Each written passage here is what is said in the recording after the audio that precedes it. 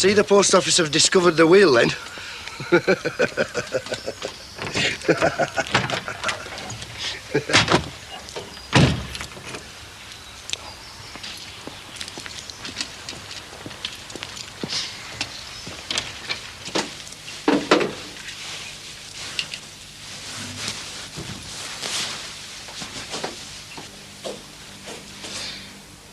Alan, you frightened me. I thought you'd gone. What are you doing? Trying to remember something. But why? Well, I was sitting here when I thought of it in the first place. The Bog Dweller's Revenge. Pardon? I've got to take the cassette in for a client's wife. His wife? His wife? She's ace at 'em. Can't get enough of 'em. Is that all she does all day? I think so. They've got pots of money, and she's got a cleaner and a gardener, and I think they live near a chip shop, so she just plays video games all day. It's all right for some, isn't it? Well, you don't do so bad yourself. I work. Call that work? Just smiling at people and fluttering your eyelashes. And showing them computer systems. Showing them how to plug 'em in more like. What time are you due at work? Not till 10. But I thought I'd make sure of a parking space. Do a bit of shopping. Well, there's plenty of parking space in Paradise Street. There are quite a few exhibitions on. Are you going to be busy all day? All week, thank God. It's a big earner, this one. Well, pop in at lunchtime if you can. I'm sorry, love, I'm having lunch with a client. I'll have lunch with you tomorrow. I'll be in my new motor. Show off. You going to be around for tea?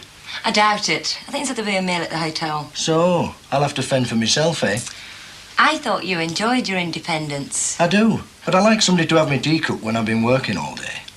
You wouldn't have thought to have my tea ready if I'd been working all day. No, but I'm a self-confessed chauvinist. Anyway, what you do's not work.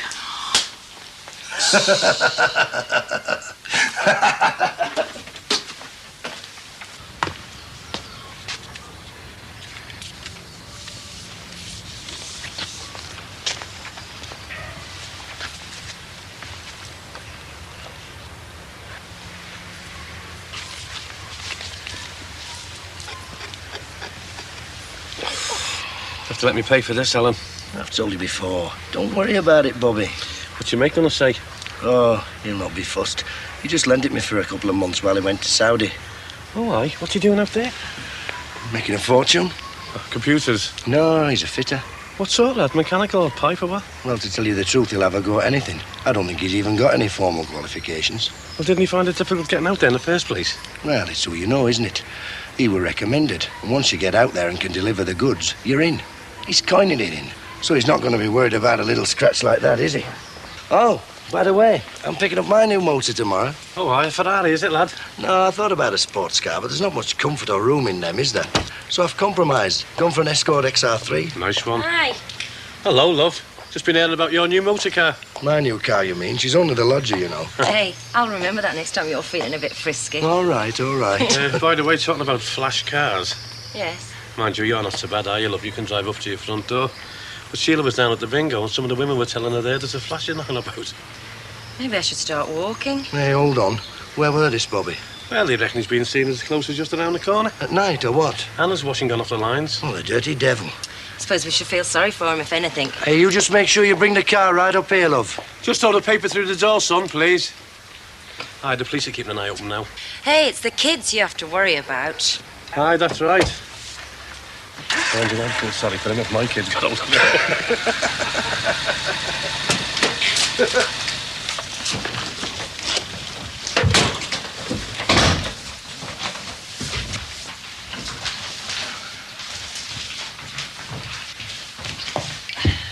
Now, are you sure you're comfortable there, son? Or is there anything else that you'd like? Wouldn't mind a cup of tea. Oh, is that right? Well, you know where the kitchen is, don't you? And while you're making one for yourself, you can make one for me. I was looking for that. Oh, wait, Dad, I've only just picked that up. By the way, did you go down for this paper without putting any clothes on? Yeah, why? Because there's a peeping Tom knocking around here and I don't want anyone thinking he's one of my family.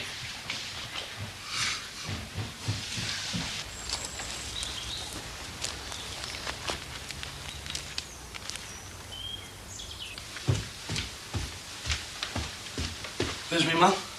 She's visiting Auntie May in Blackbrook. Haven't seen her in ages. I know, you want to try and visit her. She's always asking about you. Hey, is our Doreen still alive?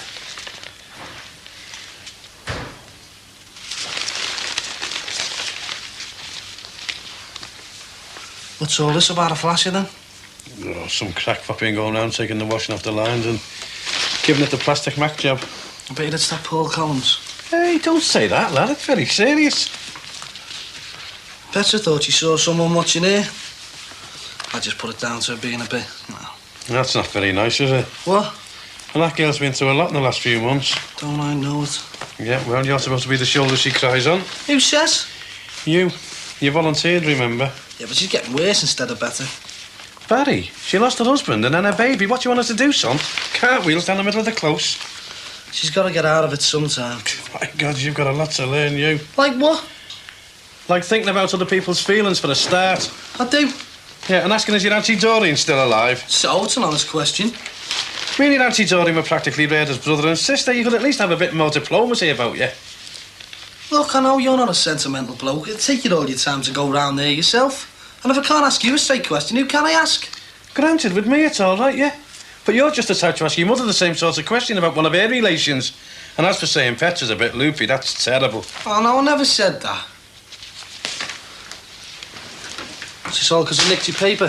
Why don't you grow up, lad? Oh, yeah. Yeah. Petra began to rely on you, didn't she, after Gavin died? And you were good for her. And a few days in the Isle of Man, that was a good idea too. Although your mother doesn't seem to think so. And now you want to go into business with her. And that can still be good, although there's bound to be others who'll knock it. But to drop her, just like that, well, that's a bad idea, son. And I think that's exactly what you've got in your mind. What are you picking on me for, then? Because I want you to sort yourself out first. Me get sorted out? Come on, Dad, there's got to be more to it than you worrying about Petra or whether our Doreen's still alive. All right, say if I had to go and work away, do you think I could go with a clear mind? I don't know, that's up to you. No, it isn't. It's up to you too, isn't it? If I went to work in Saudi 3 months away and a fortnight home or something like that, the responsibility for this family wouldn't just be with your mother, it'd be with you too. And you're really thinking of working abroad? That's not the point. The point is the family's under pressure and I can't rely on you. Nah, it's a mug's game anyway. Oh, why is it a mug's game? Because half the people who go over there blow all the money when they get back in the pubs and clubs, because there is none over there, and the marriages are always breaking up. Yeah, well, it's not of my making, is it? But if our firm does get the chop, I just want to know what the score is with you. What are you dragging me into this for? I'm not dragging you into anything, only your family responsibilities. My responsibilities? Yes. No. Why not? Because if I wanted family responsibilities, I'd have one of my own, wouldn't I? Barry, I don't even want to fight with you. You could have fooled me. Joe, what you want to know what the score is with you? I want to know if I can rely on you, and I know now, don't I? I can't. God, I went to bed last night and everything was all right. I get up this morning and get a heavy load shoveled on me.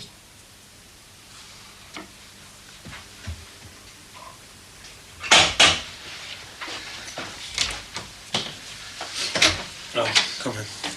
Nice morning, eh? Yeah. Sit down. Do you want a cup of tea? No, sir. What are you doing around here? You haven't been pinching anybody's washing, have you? You what? No, there's been some head case knocking around. Pinching the washing off the lines and some of the women down at the bingo being flashed at. Didn't shout legs 11 at them, did he? Clickety-click. What are you doing here, anyway? 90-day redundancy notices have been issued. When? The night shift got them going off this morning. Has somebody else been in touch? No, why? You don't seem that surprised. I've already heard a whisper. Who from? I heard one of the secretaries in work talking. She was talking about HR1 forms. She didn't know what it meant. Anyway, what are we going to do, Bobby? Is that all you can say? Or not say? Look, Jonah, let's wait till we go in this afternoon, eh? Well, I'm for getting in early and talking to the day shift. Has there been any reaction from the union? Don't know. I've heard nothing. What do you reckon, Bobby? Strike? Sit-in? What do you think? Jonah, lad, just wait, eh? Let's wait till we get there. Just because you're a foreman now, Bobby, that doesn't stop you organising things. Jonah, you've got a shop steward now, haven't you? So let's go through the correct channels, eh? I know that, but listen, you've got the experience. And this factory closure will affect everybody, not just us andrags. All right, Bar. All right, Jonah. If Terry calls, tell him I won't be long with it. Where are you going? For a paper.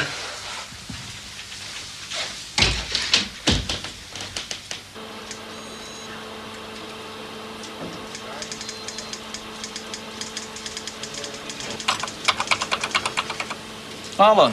How you doing, Martin? Fine. And you? Top of the world. Thanks. I believe you've moved house. Aye. I've left the nest at last. Mind you, it's much better for business purposes. Good. Nice place? It's a new estate. It's only a small bungalow, but it'll do for now. And the neighbours are a decent lot. Good. No thanks. Would you like a coffee? Well, it's hardly worth it, is it? It's almost lunchtime now. Ah, yes, we did say we'd have lunch. Aye. But the thing is, it's a bit embarrassing, Alan. What is? Well, you know a chap called Nigel Deacon in the same field as you. I don't know how to say this, Alan. Well, let me try and help you. I'm here to do a contract for you, right? And Nigel Deacon's off to undercut me. Well, how's that come about, Martin? Because I'm here under the firm understanding that the contract's mine. You know Ronald? Round Table and Rotary, Ronald. Very same. Well, he's got to know Nigel Deacon quite well at the squash club, and he's senior to me. So? Camaraderie of the showers. I don't know. You know how it is? All kinds of things are hatched out in the showers and locker rooms of the golf and squash clubs over there. Well, how is it, Martin, that I'm here having turned down work? Does Round Table Rotary Ronald play squash with any solicitors? Because you're going to need one. Now, just simmer down, Alan. You've done a lot for us in the past, and I, for one, am in favour of you writing this programme for us. Don't give me any bull, Martin. The contract's mine. No, Alan. An understanding, not a contract. Well, you'd better get your law books out, pal. Because I've got a verbal contract with plenty of witnesses. And I'm not the sort of bloke who likes to be mucked about. Now, calm down, Alan. I am keeping calm. If this weren't an open plan office, mate, I'd be dangling you from the windows by your ankles.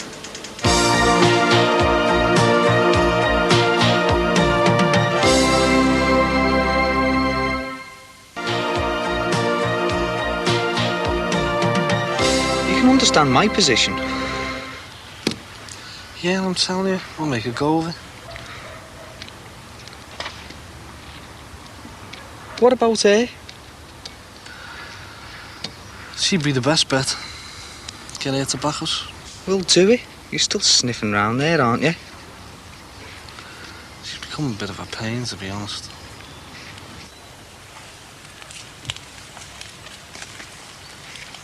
Got sick of it, have you? Why don't you start?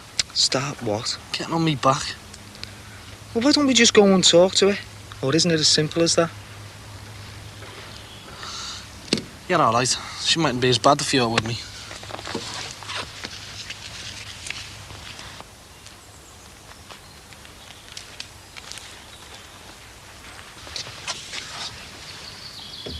Come out.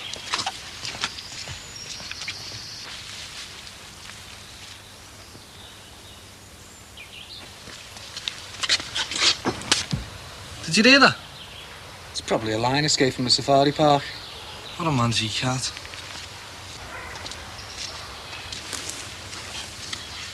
Be very confusing for someone to bail out of a plane into the safari park. You what? Do you know, you sound like our Damon sometimes, Terry. It's your Damon that said it to me. She's not in. You can understand my position. You know our ambitions, Martin.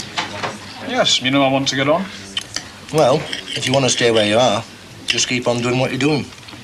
I don't follow you. Well, Rotary Round Table Ronald comes to you and says, Martin, tell Alan Partridge to get on his bike. I've just had a shout with good old Nigel, and I want him to do the programme. Wasn't quite like that. I bet I'm not far off. So Martin says, certainly, Ronald. I'll pass on the message to Alan. And Ronald goes off to squash or Rotary or Round Table and thinks, isn't life grand? And what a pillock Martin is. Come on, Alan. Well, doesn't he? Nigel Deacon has offered to undercut you by 30%. Has he now? And that is a lot of money. It is a lot of money. 500 quid. But But why has he offered to undercut by 30%? The job you want doing is worth £180 a day. 10 days' work. Sounds to me like Nigel Deacon's a desperate man or a loony. But I'd be undermining my profession if I said he were a loony. See that? yes, That's what Rotary Round Table Ronald knows about this computer programme. Rock all. You're the expert. When desperate Nigel cocks it up, the firm won't be chuffed about saving 30%. He'll be saying, what the hell was Martin doing hiring this guy Nigel? More wine? You could always sell the Jag. I've been thinking about that. Honest? Well, let's do that then. Let me get a van or a pickup. Yeah, let's do that. It's my Jag, remember? Well, you'll have to make your mind up soon. I'm sick of waiting. It'd be ideal if Pets would back us. Then work on it properly. You can do it. Be a gigolo, like. Has that got 6 strings or 12? Too many strings. Wish there was another fella she could lean on. Well, what happened to that mate of her husband's who was round a lot? Frank, Yeah. he's gone to London. Phoned up the other day to see how she was getting on. How long's he down there for? Don't know. Doesn't know how long the job's going to last, does he? Where's the milk? Yeah.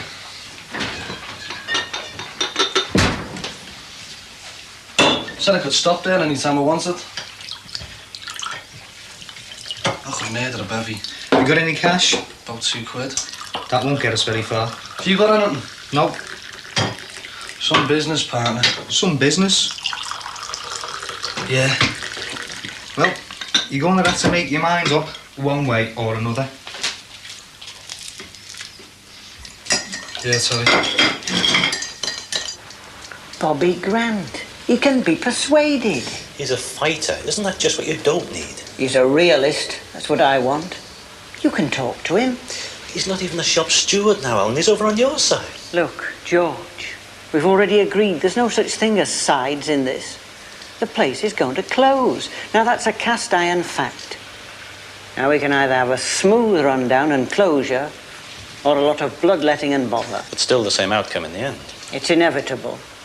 And neither we nor the union will benefit from a bitter struggle resulting in nothing. No, the men. Believe me, I have their interests in mind. As well as your own. Look, I'm a casualty too, remember.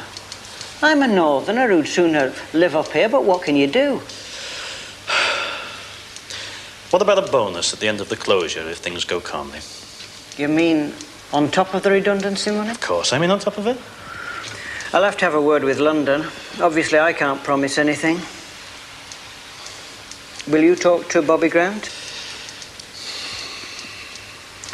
Look, they're bound to want to take some action.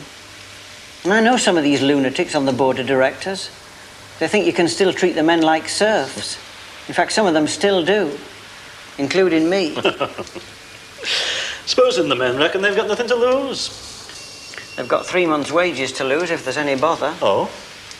Look, if they picket, sit in, do anything inflammatory, these directors will react accordingly. And do what?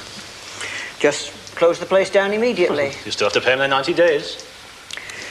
Not if they're sacked for breaching of contract. What? Oh, come on, Alan, then we would have a fight on our hands. Exactly. You don't want that, and I don't want that. And that's the point. Look, it's in everybody's interest to have a quiet, trouble-free rundown.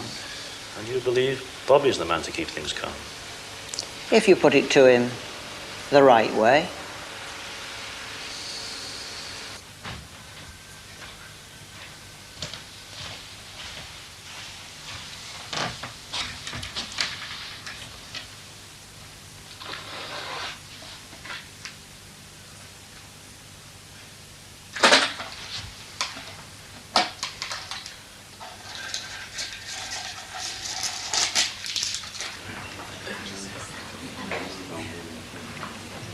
I heard you were a rugger man. No, rugby league. Much more down to earth. We take our money off the top of the table. It does happen, you know. If Nigel Deakin's prepared to undercut by 500, who knows what dirty tricks he's likely to get up to. You've convinced me over the main meal. No need to keep driving it home through the brandy. I'm telling you, Martin, it's for your own sake as well as mine. You've almost convinced me of that as well. When can you start? In about half an hour. But first we have to agree on the fee. We've agreed on the fee, 180 a day, 10 days. Yeah, but that was before you gave me all this stress over this Nigel character. £181 a day. Oh, come on, Alan. Well, that'll teach you not to mess me about in the future. Oh, go on then. You've twisted me arm. 180 a day plus another brandy. It is your treat, isn't it? No, it isn't. But I suppose my expense account can stand it. Just. Oh, Ronald asked me to mention the Bog Dweller's Revenge. Does that make any sense? Aye. He's a little monkey, isn't he? He wants to give the job to somebody else, but he still wants to borrow my video cassette for his wife. Tell him I'll rent it to him. You may as well write today off anyway. The output wouldn't have broken any records. Nothing like getting your redundancy notice to lower morale. Eh? So what's going to happen next, Bobby? You tell me, George. You're the union man. I can set the machinery into motion, but what's the grassroots reaction? Well, everybody's stunned, aren't they? The place has been rife with rumours for months, but when it happens, it still comes as a shock.